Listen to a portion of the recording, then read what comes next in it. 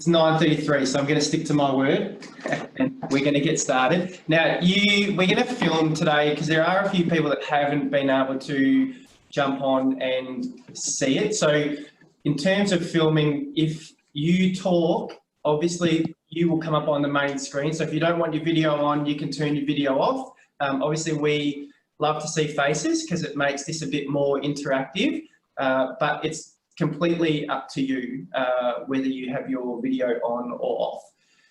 First of all, let's do some introductions. My name's Greg Heinrich and I'm one of the directors of Inspire Sports Group. And we've got Guy Keane here, which some of you may have seen out and about in lots of our programs. We have been, in a nutshell, with Inspire, we've been around since 2011 and we specialise in everything netball development and then also cross over into other codes when it comes to topics like leadership development and athlete development as well. Such an interesting time for us now because a lot of our days and weeks are out and about working in the community with coaches like yourselves. So it's a little bit strange to not be able to do any practical sessions, but at the same time, explore the world of technology and give ourselves an opportunity to still stay connected and engaged with our netball community. So we thank you for, I guess, being interested in this type of session, but also logging on and participating as well. Just, did you want to talk about where this session came from?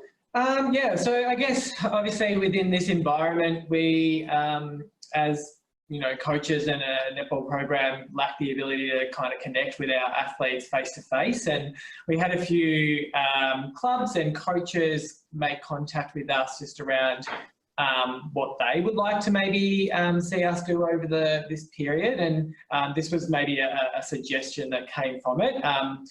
I've been probably fortunate enough to be being thrown into the deep end to run these sessions within our VNL club that I coach at. So I coach with Hawks Netball, which participate in the Victorian Netball League, and so we're kind of still in a bit of a holding pattern like many of you as coaches. But we've been running 2 weeks, so it's been something that's been an ongoing development for myself to be able to run and facilitate those sessions. So yeah, that's kind of where this session has kind of come from, I suppose. Yeah, and I think what we've noticed as well is having a conversation the other night during another workshop and saying that a lot of the elite clubs, that they have people who are tech savvy, and this is probably okay and the norm for them to be able to run sessions straight away, and they've been running them for 5 or 6 weeks. But at local community clubs, unless you you know, have a technology background and a club that's really supportive of running online sessions, chances are you may not have even thought about running something like this. So what we thought is that it's accessible to everybody, and why not try and put that out there and show you how to actually run them. So you'll see though in your sessions that everyone gets better. So the first one might be a little bit iffy and a little bit jumpy and bumpy, but every Zoom from then on, you'll get used to A, seeing yourself on a screen, talking to somebody, and B, your younger athletes staring back at you on a screen and then still doing their exercises. Because our first Zoom workshop that we did was completely different to the Zooms that we are able to run now, purely because it was uncharted territory to be able to facilitate via online learning. So yeah, if you do your first Zoom and you're thinking, oh gosh, that was not great, it's okay, we were there too. They will get better each time that you actually run them. Now I'm going to share, we've got a PowerPoint for you, so I'm going to share that to start with, just to show you, just to go through what we're going to cover. Now if I go to view, can I change that? You can just do the slideshow. Yeah, where was that? Slideshow. Oh, yeah, let's do that. Does this cover everybody's screen? Can everyone see that? You're going to need to take yourself off mute and tell us, because we can't see you at the moment. Yeah. Yes. Okay, awesome. Yeah. So essentially, it's planning and facilitating a Zoom training session. This is what we're actually going to cover today. So setting up a Zoom meeting. Now, everybody is on Zoom now. So doing the specifics of setting up meetings and the like won't be too hard to get used to. If you haven't already done one, it is quite simple. And I'm going to run through that side of it, how to set up a Zoom meeting, and then also create a regular recurring meeting so you don't have to go in and create 10 individual sessions. You can just create one, and then your players and athletes and parents can log into that one Zoom link each time. Then we're going to cover planning an effective Zoom training session. So things to consider when planning your session, and then how to actually structure your session so that you can maximise, because if you have a free account with Zoom, your Zooms are limited to 40 minutes. So we do need to have some sort of structure to it so that you can maximise that short amount of time that you have for that session. If you've got a paid account for whatever reason, might be through work or you might just have a personal paid account, then great, you can have a Zoom that runs for however long you like. And then the last thing that we'll cover is facilitating an effective Zoom training session. So I'm just going to exit that now. Just going to take a little bit and I'm going to stop the share and I'm going to come back and I'm going to share a different screen. Where am I? Actually, before I do that, thumbs up if anybody has created a Zoom meeting before. Okay, cool. So there's some that have already done this, which is great. All right, so we're just going to jump into our Inspire account here. So you should be able to see this screen now. Quite simply, this is your account screen. On the left-hand side, you have your menu bar. The one that we want to look at, there's two ways that we can do it. We can either click up the top right-hand corner where there's the schedule a meeting button. And if I click on that, that will send me through to this screen, which automatically kicks me into the other way that I can access it just by clicking on the meetings tab. So from here, you can call the session whatever you like. You might just utilise your team name and training session, and then you can enter a description in here. But as soon as your parents and your athletes and players see that the topic is a training session, I think they're going to get the idea that it's a training session. And so you might not need to necessarily put in a description. Then it's really, really simple. We put in when and the time, the duration of the session. Now, again, if you've got a free account, that'll just be 40 minutes. So you won't have the opportunity to change that. And then the time zone so that people are aware what time it's going to start. I'm going to skip through all this. You can add a registration requirement.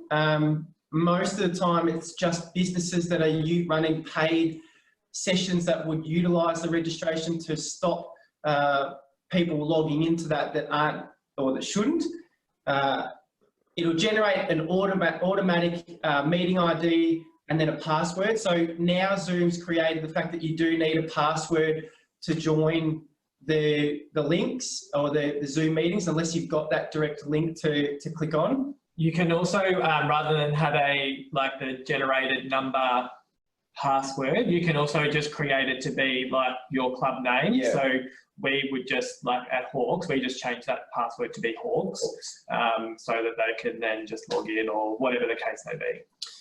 And then you get to choose. So with the video, you can choose to have the video on for both. Now, if you choose off, you can still change that when you go into the meeting, just through the menu bar when the meeting actually starts. And then the audio, we just click both. So again, it's probably more for businesses that have different offices linking into each other. Some might just dial in via telephone, but for you, the idea is that we create some sort of engagement. So we want our athletes to be video available and also audio available too. And then the bottom are just the meeting options. So enable join meeting before host. That just enables the meeting to pop up as soon as somebody clicks on the link. You can mute participants on entry so that if you're setting up and you don't want background noise when people log in, you can mute them straight away. You can enable a waiting room. Now with this one, just be careful if you have the waiting room, because there are times where you might miss people sitting in the waiting room because you get started in the Zoom and you might miss them. Only authenticated users can join and then record the meeting automatically. So if you click on this, you can record the sessions that you've got or that you run, or you can just leave it as it is. And then you would just click save down the bottom.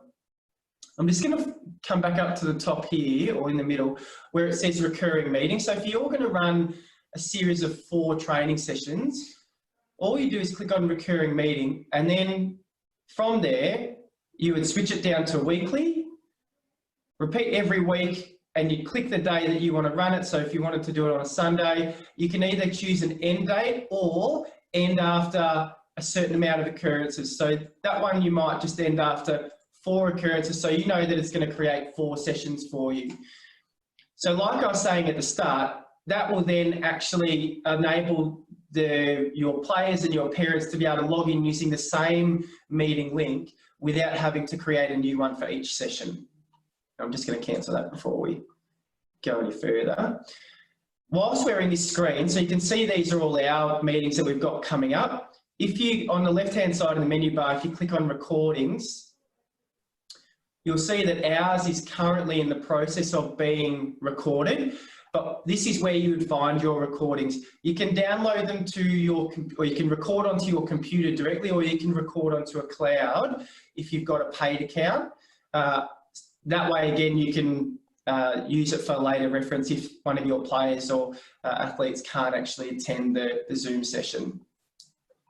So that's really what we wanted to go through when it comes to creating a Zoom. Is there any questions around that? Does that not make sense to everybody or anyone? Yeah, cool. All right. It is pretty straightforward. And look, I think if you get stuck as well, there's so many help videos on Zoom on how to actually create meetings and make them happen, that YouTube is a really handy one to access. They've got all the help videos there that you can jump on and check that out.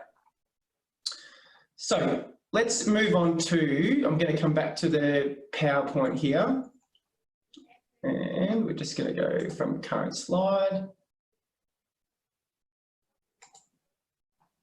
Just let that.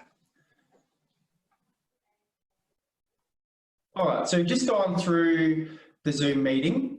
I'm going to let Guy have a chat to you guys now about the planning side of things.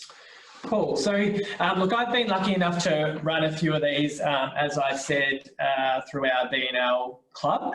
And, you know, like Greg said, you do get better and better each time that you run them.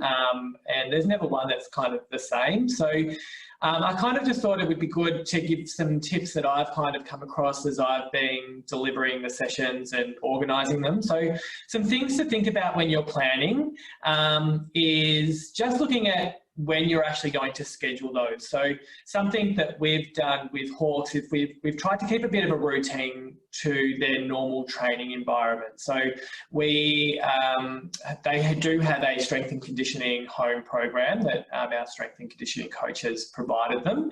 But we've kept our online training sessions to when we would normally train. So Sundays at our regular training time, and then also on a Wednesday night, which is when we would be in competition. So we run a whole club session on the Sunday evening, and then our individual teams break off and run individual training, team training sessions on the Wednesday evening, and they're at different times, just obviously depending on the coach's availability and players' availability as well. So for instance, I coach the 19s team, so I have a little bit more flexibility because some of them are at work or don't have work commitments. So I run mine a little bit earlier than the open age groups. So I think it's a good way of getting them back into their netball training routine is to maybe schedule it in your normal training session, whenever that might be.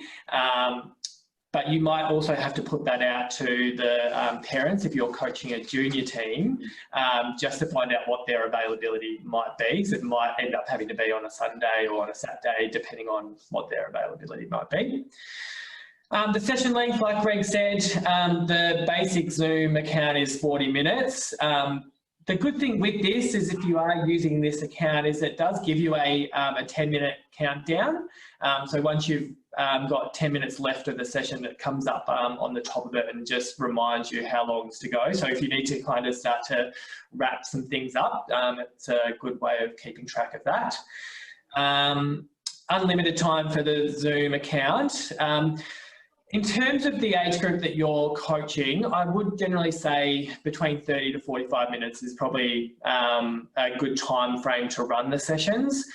Any longer, you're probably getting to where they're probably going to lose engagement throughout the session, or it just becomes, you know, a long time after that 45 minutes.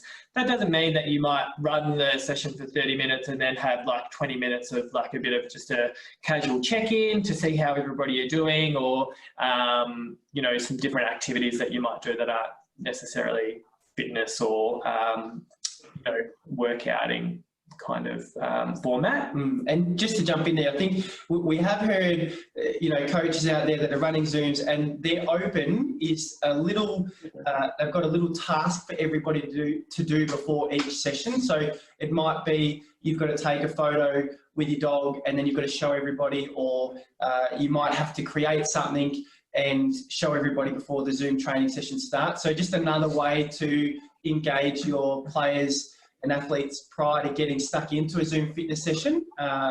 It's another good thing that you can try. Yeah.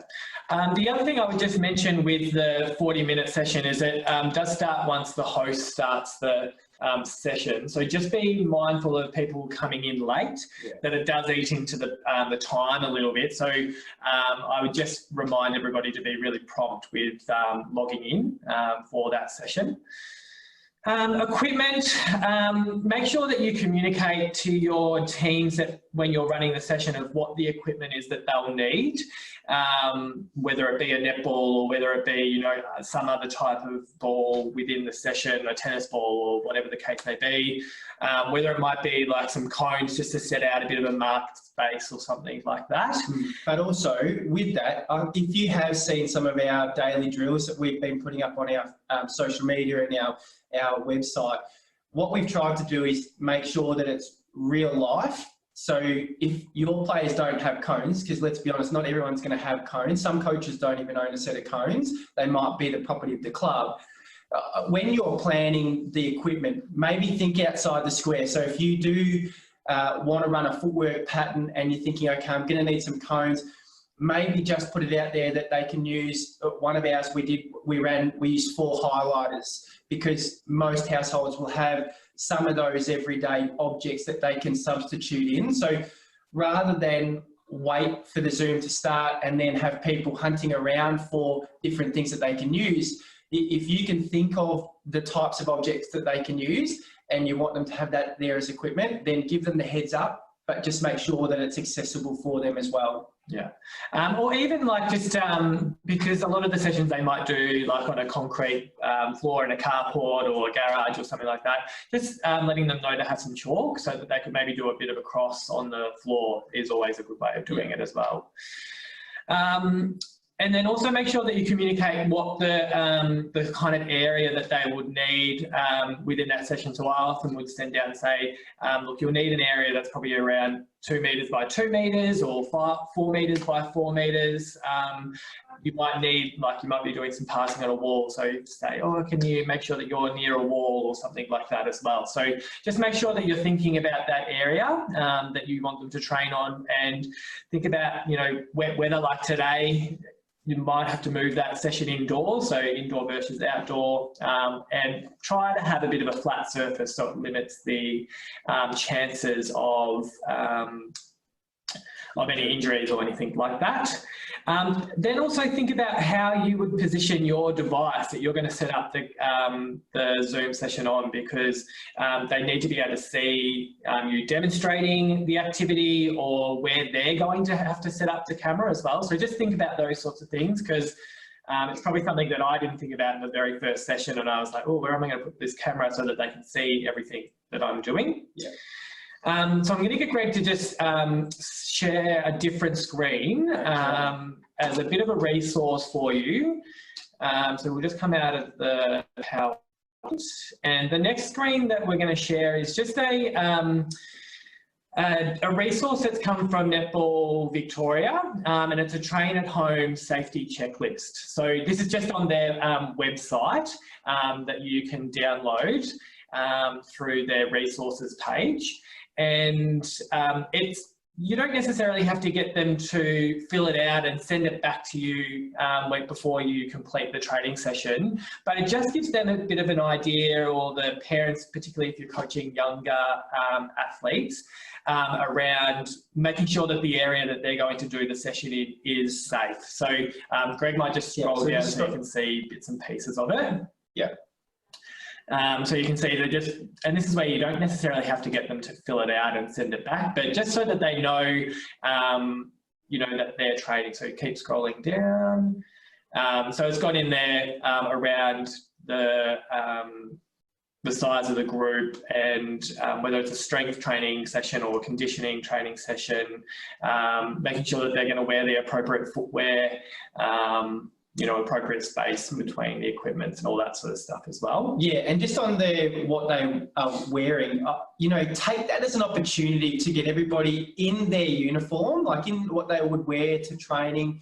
It's a great chance for you to take a screenshot photo of everybody together and use that on your Facebook page, use that on your social media, distribute that around your club, because it is a way of generating momentum and motivation. If one team is doing something great via Zoom, and you know, you can throw that out there, they look awesome when they're in their uniform, they're all training via Zoom, that's infectious. And we've certainly seen, as more people promote the fact that they're doing Zooms online, more and more people are doing it because they're seeing it and going, oh, we should do that. And it's a great image to have everybody in their uniforms.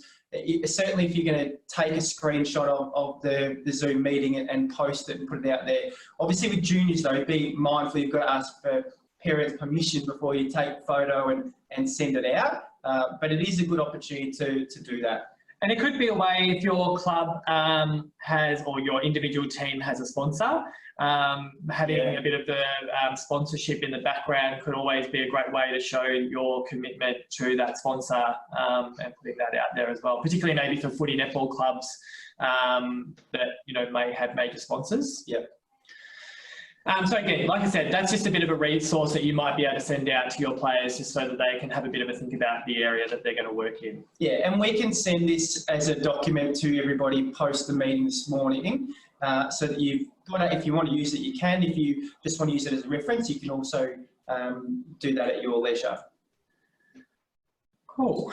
All right, so we'll jump back into the PowerPoint. And we're now going to look at, actually before we do that, sorry, we use the other screen, so it's okay. Does anybody have any questions around planning a session? If you do, you can take your mute button off and you can ask it. That's fine. No? Okay, so what we'll do is we'll move into the next screen. It's not going to. There you go. So looking at the session structure, so things to consider would be looking at making sure that you do have a bit of a warm up and cool down in there.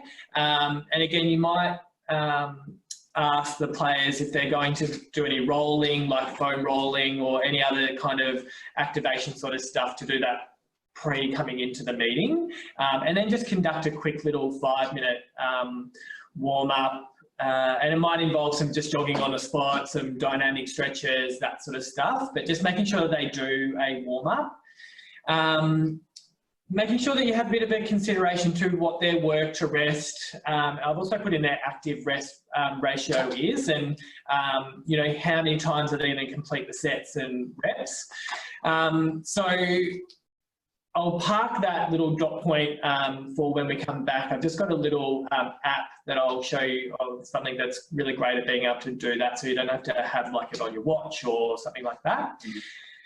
Just the components of the session is it's going to be a strength and conditioning. Is it going to include some netball specific footwork and ball handling skills, some core work, and I always like to throw in a bit of a conditioning finishing type of activity where it might be 5 minutes of kind of, you know, really hard work to finish off with. So they leave the session going, oh, I worked really hard and worked up a bit of a sweat in that session.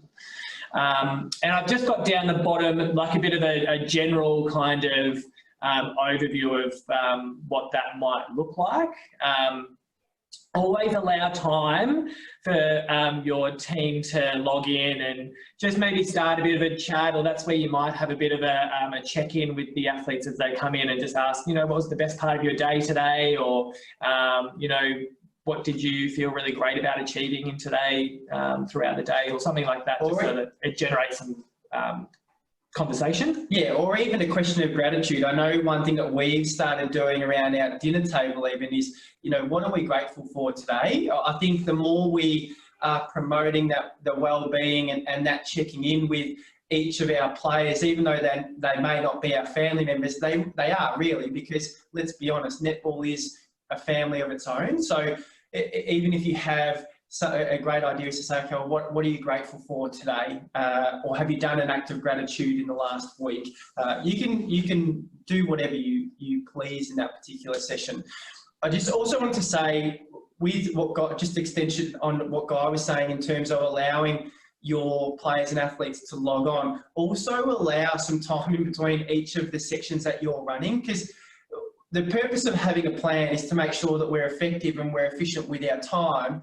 But if we account for every single minute for being active during that session, we're not going to get through everything that we plan. Okay, so if you've got 40 minutes and you've set out 38 minutes of physical activity, chances of you getting through 30 minutes is probably more realistic rather than the full 38. So when you're looking at the time schedule, Guy's got there 8 minutes.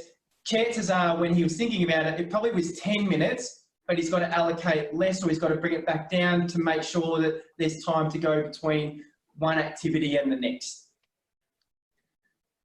So I might just jump out of the PowerPoint and get into, I've just created a little video for you to have a look at. So I've downloaded this interval app on my phone for a while in my own personal training kind of setting, but you'll notice I've only just learned how to record off my phone as well, so it's another bonus of this time. I just did a quick little Google of how to do it.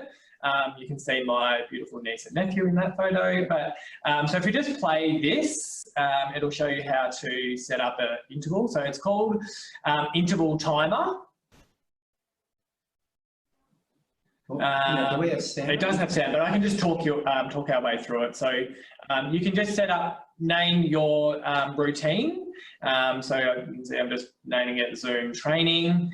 You can see it's a simple or complex. This is just a really simple type.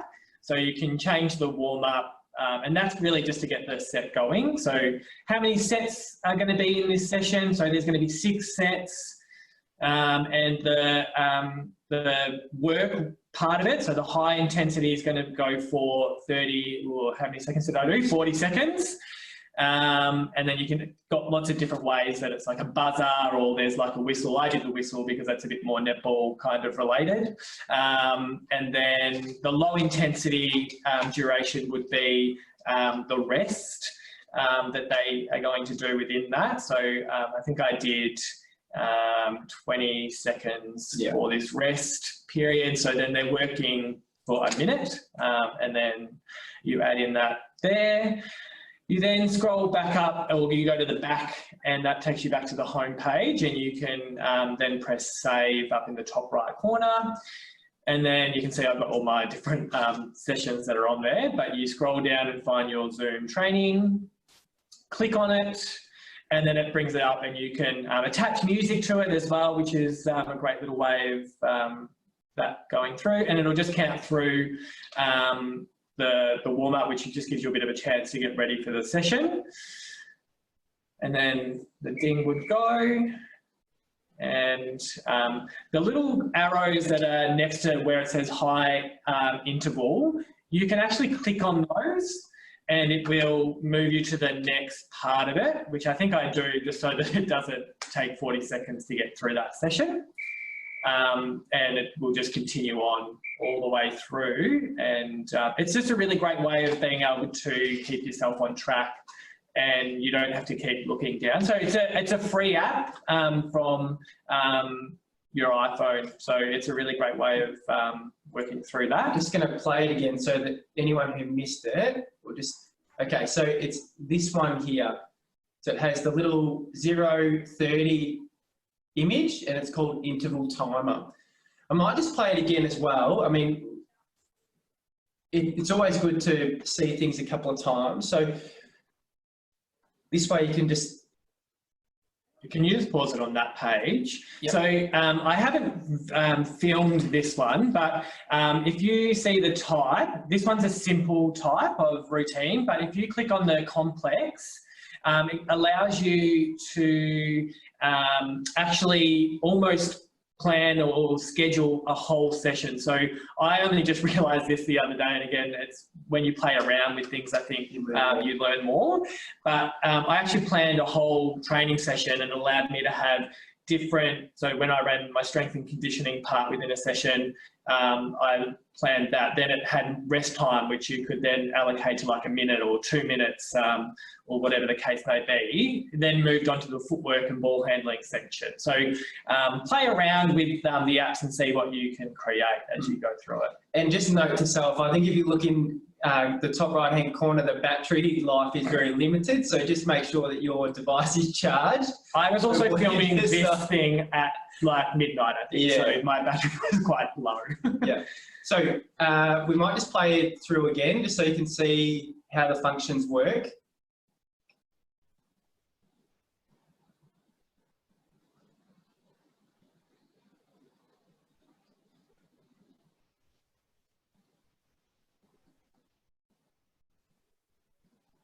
Now, whilst you're watching, one of the things that we would encourage you to do, if it's your very first training session that you're running, err on the side of caution. So doing 1 minute of exercise and only 20 seconds rest, I think is going to wear people out very quickly. So if you're not sure how long to do things, you know, guys obviously run a few of these. So the 40-20 works for some of the older athletes. If you're going to do this with a junior group, you might go 30 seconds on, 30 seconds off, or you might even do 20 seconds on, 40 seconds off for the first session. Let your players and athletes get used to having to follow the timer and do exercise for that short amount of time at high intensity. And then you can always change that as you go. So week 2 might be, you might start week 1 as 20 seconds on, 40 seconds off. Week 2 might be 30 seconds on, 30 seconds off. And week 3 and on might be 40 seconds on and 20 seconds off. But just err on the side of caution. Don't get too far ahead before you've run a couple. Yeah. And there's some sessions that I've ran and I was like, oh, that was way too hard. So it just makes you think about, well, maybe I need to just pull that back for the next session. Or maybe, oh, that wasn't as easy. But I always try to practice mine a little bit and just see what it feels like when I'm doing it in that space, and just, oh, this will work, or that didn't really work, so maybe I won't do that in that one. Yeah. All right, so I think we can kind of move on from that one. Yeah. Any questions around that kind of structuring of the session and the things to kind of consider? All good? No. Yep. So the last thing we were going to have a look at is just what the role of you being a coach in that session, and it might change from session to session. I know in some sessions I've done the workout with the team, In some sessions, I've just been watching to make sure that they're doing the technique correctly and providing feedback. So if we go to the next page for this one, so facilitating a Zoom session, the role of the coach. So you could be there as the motivator and encourager, because you've got to kind of weigh up whether, and I've got the point down the bottom there, to mute or unmute players. And you can play around with that, and some players will prefer to be on mute so that you don't hear them like really breathing hard or huffing and puffing a lot throughout the session. But as the host, you can mute everybody at one time and then unmute. So I found that particularly in the big rest period, so moving from one part of the session to another part, is a really good chance to unmute everybody and say, okay, how are you feeling? And that lets the players kind of talk to each other a little bit as well within that. So a lot of the time as the coach, you might become the motivator and encourager, because the athletes or players will be actually doing the training session. Also think about the way you give your feedback, because there'll be sometimes, like in today's session, where you the players might opt to have you not be able to see them, which is okay, or maybe their technology is failing them that week and it's not allowing them to be on video, so you may not be able to see them all the time. They also might be on a phone where they in that space, they might not be able to see them the whole time. So that's okay. Just make sure you're reinforcing the key points of whatever the skill or activity that you're getting them to do, with your verbal instructions. Yeah, and it's also another great opportunity for you to challenge yourself as a coach to see how specific your feedback can be.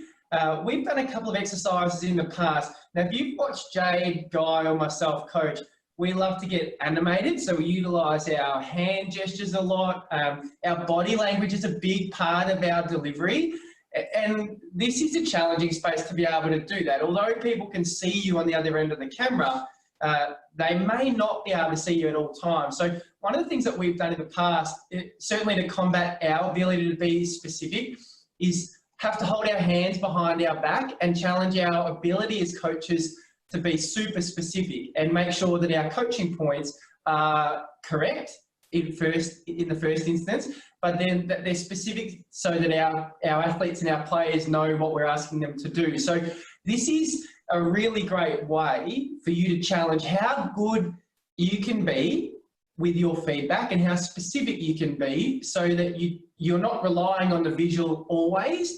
You're allowing your verbal communication to really be on point, and so that your athletes can pick it up.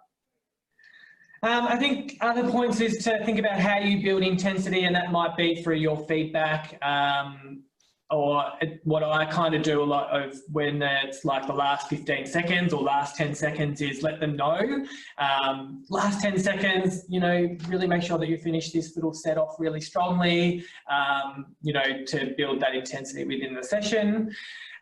Think about how you're going to engage and include the players to interact. So particularly during that downtime when they are resting is a really good time to get them to be unmuted and come back together as a team. And just to make sure that you're keeping that engagement high is just thinking about different activities. Don't just do the same activities every single week, and that way you might challenge them to have a different ball rather than a netball that they're using, or using the rest time as active rest. And I've got a bit of a video of a recent Hawk session that we did, and in our active rest is that they were doing some juggling just to keep them mentally switched on through the rest period. So just think about different challenges or activities that will keep them engaged within the session that they're completing. So we might jump out of that. Yep. Before we share the video, does anybody have any general questions around facilitating a Zoom session, or has anybody ran them and had some questions or something like that as we go through? So I'll give you some time if you've got those questions to ask. Unmute yourself, or you could type it if you wanted to. Any questions at all? No, all good. So what we might do is, I've got one last little video to share, and look, I might say before Greg shares it, is even you could come up with different challenges or ways of engaging. In the last session that I ran, I actually started off the session with a Zumba for Kids video and just shared a YouTube clip on the Zoom, and the players had to dance along with the Zumba activity. I think young kids would really love that, being able to dance. There was some dabbing in it and all that sort of stuff. So you might be able to share those YouTube videos. The sound does come through them, so that's a good way of doing that. Yeah, and just on that as well, these sessions are a great way for you to change up your regular training. Often as coaches, we think we have to spend, or we don't have a lot of time with our athletes when we get to training. So we've got to spend all our time on the practical skills and our skill progression and making sure our athletes are getting better on the netball court. We know we can't play netball right now. So this is a great opportunity for you to try introducing some other activities that are going to help them develop as people and as athletes. So Guy mentioned the juggling one. If you know anything about the sports psych side of things, juggling prior to a session actually increases an individual's focus, so they can reach that performance, their peak performance zone in their mental space before they actually go into provide or go into the physical activity. The other thing that you can do is maybe challenge them to increase their skill capacity, not sport related, but if they normally brush their teeth with their right hand, get them to brush their teeth with the left hand, or if they put a belt on with their right hand, maybe get them to put it on with their other hand. Challenge them in ways that are not necessarily sport specific, but does enable them to develop. Cool. All right, so what you will see in this session is I kind of jump between doing doing a little bit of juggling active recovery with them, and then while they're doing the more netball specific dodge to receive a ball, I'm more coaching. And you can see a range of different things in here. One of the players doesn't have a netball, so they're using a tennis ball as the netball. They're using a basketball instead. One player had already messaged me prior to the session starting and saying, well, I need to leave halfway through it. They had an appointment to go to, so they kind of leave a bit midway through the session, which is okay as well. We've got to be really flexible through this time. You should be able to hear it. Make sure the volume's turned up and they can be able to hear it. But this was just a segment of the session. So they, and you can see, I think all of them are in their uniform, which is great. Some sort of form of our uniform. This is a part of our footwork and ball handling segment. So they were working through a time limit of doing a movement with the ball and then throwing it up to themselves and running on to catch it. And then the active rest was juggling on 1 foot, so with a netball and a tennis ball. So you can have a look at this little clip and then turn the... Yeah, it's right up. Can you hear that on your screens? No. Can you just pause it for a second? So I think if you go down to, let's do that. Yeah. So you can see there's a player down there with a basketball. She was just adjusting her screen. So they're on 1 foot and juggling, and you can see I'm up there showing them what that movement is. And then I'm coaching them through.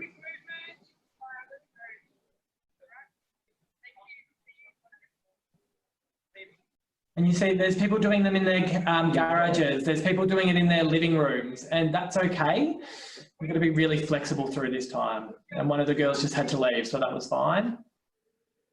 Push, and then onto the ball, and then recover out the space, and then move it again.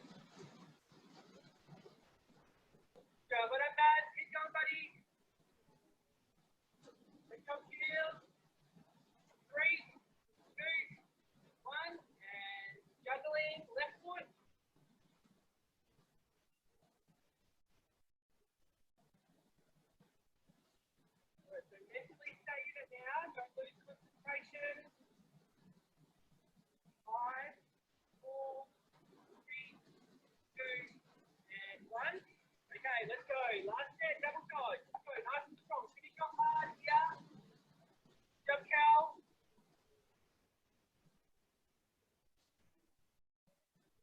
Nice and strong, Liv. Keep that movement really short and sharp. Good, DD. Well done. Nice and strong, Charlotte. Good girl.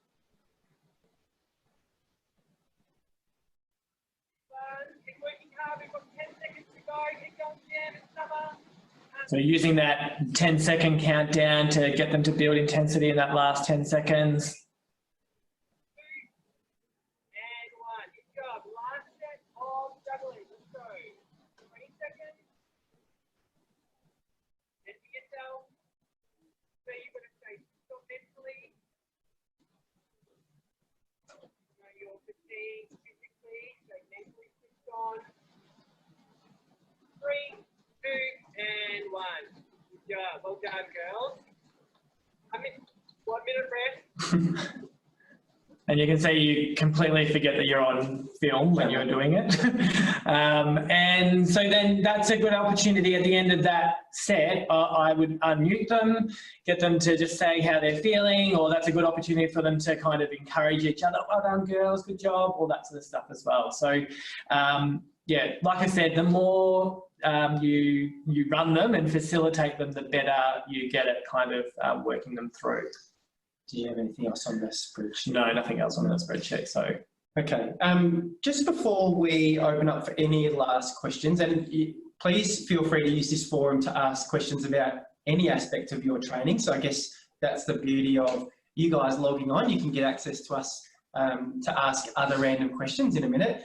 But I just wanted to also touch on what types of sessions you can run with your team. I don't necessarily think everyone has to go out there and start running fitness sessions. Like the purpose of this is to show you how to run a Zoom and how to run a practical physical session, but you may also use these for other types of sessions. So you might run a wellbeing session, and that wellbeing session, you know, it might just be around introducing some meditation with your players. It also might be around things like, you know, the acts of gratitude and focus more on them as people. It might be a recovery or a rehabilitation session. So you might literally do an abbreviated session for 20 minutes, and it might just be stretching. So it's not necessarily just to do strength and conditioning. This is purely a path of engagement for you with your team whilst you can't play netball. Now, we don't know how long that's going to be. It's going to be like this. We know that obviously there's been some recent announcements by Scott Morrison to say that as of or there are states that are lifting their restrictions, and he's listed a 3-step change. But if you, and I know we've got some interstate coaches on board today, which you might have easier access moving forward, but for us in Victoria, we know that Dan Andrews has been a little bit reserved. So I think if we expect to be out for longer and plan some of these sessions, it might be good to look at every 3rd or maybe every 4th session that you running something completely different. You know, it might be how to juggle. It might be a Zumba class. It might be a rest and relaxation session. I think it's a great opportunity for you to just use this platform to engage with your team on a completely different level, so that you can still maintain strong relationships. And I think as well, you will also come out much stronger with a bond with your athletes if you do invest the time with them now. And I think the other thing which is highlighted through this, you know, craziness of what we're going through is that within the team that I'm coaching with Hawks is we have a few regional girls that travel in from, like, you know, 2 hours away, 3 hours away. So, you know, for them to come in early for a training session might not always be the best thing for them to do like a catch up or one-on-one. So maybe this is a great forum to be able to do that, or getting your units together. So get your circle defenders or your goalers together and have a bit of an analysation of the game that they've done, or something like that, where it's more face-to-face in this forum. The other thing that I was just thinking to do is so often when we go out and work with a club or work with a coach, is they ask a question around, you know, is it okay to get players that maybe aren't picking up a skill, or, you know, like a landing technique or something like that really well, to get them to do a home program? Absolutely, yes, it's a great thing to get people to do to practice skills at home on their own. But now we've got this beautiful way of being able to maybe help them. Yeah. So you could actually get them to do like a landing drill that you show them at training and bring it up on Zoom in a one-on-one session and do it with them from home. And coach them through that, or whether it's from a goaling session or something like that, you could actually coach them from home. So, you know, these are just some things that have popped up in my brain as we've kind of gone through this time as well. Yeah.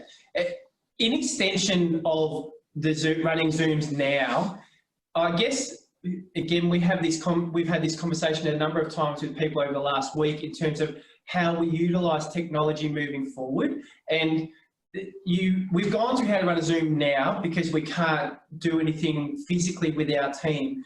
But moving forward, and this is probably more applicable to open age coaches who they might have a game, run a training session, and then they've got 4 or 5 days between their next game.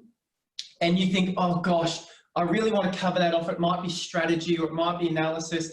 You know, I think now that we've been introduced to this online platform of connecting with people, we can't always say, oh, I want everybody to come in and run do an extra training session. So you train on a Tuesday, you play on a Saturday, and Thursday you come up with this idea that you need to run by your team and you actually want to get them together. Not everybody has access to be able to say, yeah, I've got time to come down and do an extra training session at the court.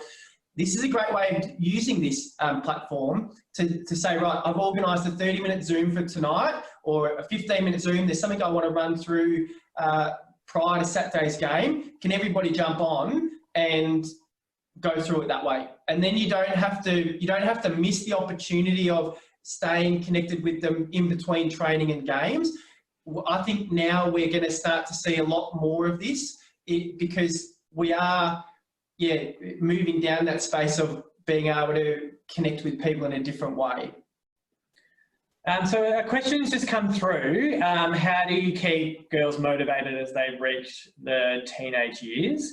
And look, I think that's always a challenging thing as a coach, and probably depends on where they're at within their netball journey. I think sometimes, particularly as they're becoming more into an elite program, then that self-motivation is kind of very high anyway. But if you're working with a team that's there on a community level, some players are there because they really want to get better and improve every single week. And then there's some that are there just because they want to have some fun and enjoy the netball and play with their friends.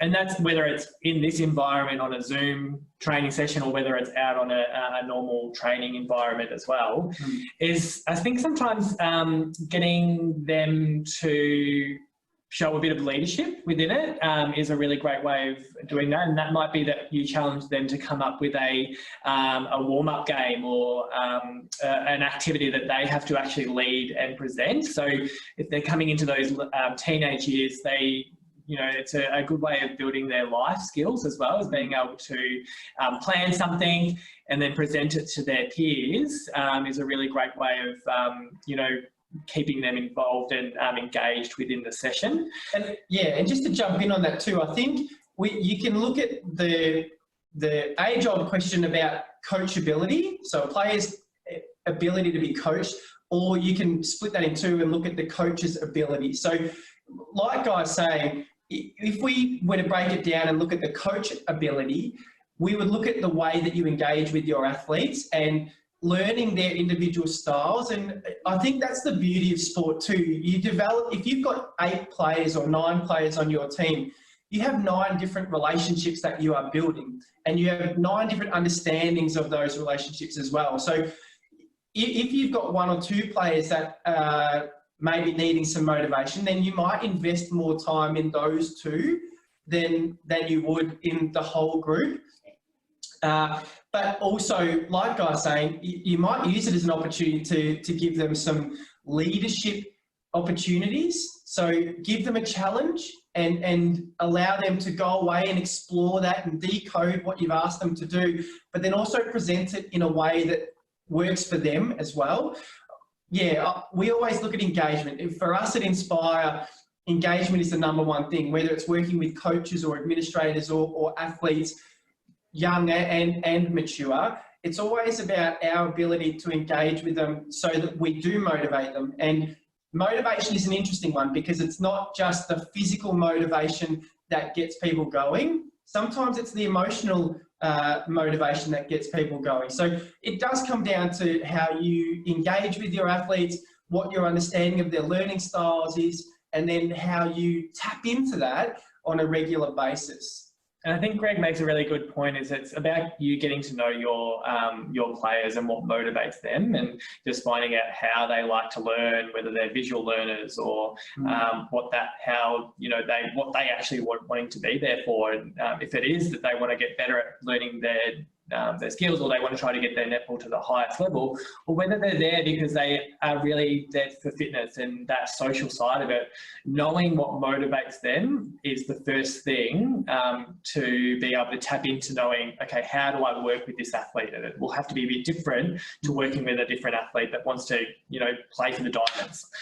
So it's just knowing your athlete, or knowing the players that you're working with, and being able to cater to them. Yeah, and I remember, like, even coming through the ranks as an athlete, I remember there was one year, or my first year playing with the Victorian under-19s team, we actually travelled to Tasmania for our national championships. And midway through the week, I was traditionally a goaler, and Guy always picks on me for this because he says goalers are the worst defenders, and I had to work on my defensive game. But there was one game where we were actually losing. There was a 19s team and then there was a 19s reserve team, and we were losing to the 19s reserve team. And admittedly, it probably was me, my defensive efforts. And my coach yelled and screamed at me at half time, and I loved it. Like, I hungered for that direct feedback. And you know what? Because it just made me go even harder, and I had a point to prove.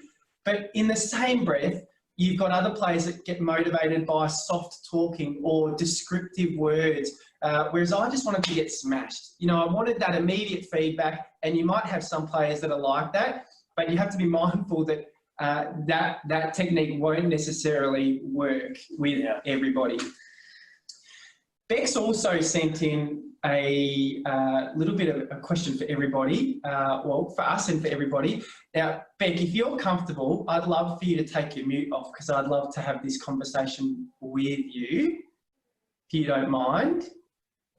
Okay, so we've got you online, great. So you've just said, I've been running 2 training sessions a week. Firstly, how have they been going? Yeah, they've been going really good. My team's really, I'd say 8 out of the 10 of them are really highly motivated to improve their skills, and they don't take a lot of pushing to get going. So it's been really good. What age group do you coach, Beck? I coach an under 13 rep team. Yeah, good. Okay, so even at that junior age, they're engaging well with these sessions? Yeah, they are. So we've done a lot of the stuff that you kind of talked about. They've actually collected a lot of equipment. So they have cones, skipping ropes, juggling balls, all that kind of stuff. So I've just been running the 2 sessions separate, like strength and conditioning and like agility and ball work, because I found that's less instruction or less equipment that they have to have for each session. But I was just wondering if that's a good way to do it, or whether it's better to kind of alternate or integrate the 2 together.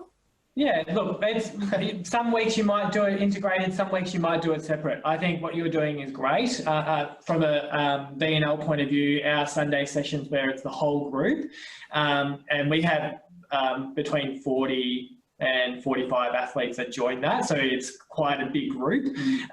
So that's just purely and simply strength and conditioning within that session, and then the Wednesday night sessions that we run is a bit of an integration of both. So, but majority of more conditioning and footwork or ball handling sort of stuff. So I think what you're doing is great, and to have that buy-in from 8 to 10 of the athletes is really great. The other thing just to be mindful of is that sometimes it's not the engagement of the players, it's the engagement of the parents that for the underage groups that you need to get them to buy into it, because they're probably the ones that are going to be getting the kids ready for those sessions at home or logging them in. So just think, particularly if you're coaching those younger athletes, you have to get the buy-in from the athletes and from the parents. But something that we've, really made a point of at Hawks is that through this time of uncertainty, it's not mandatory. It's an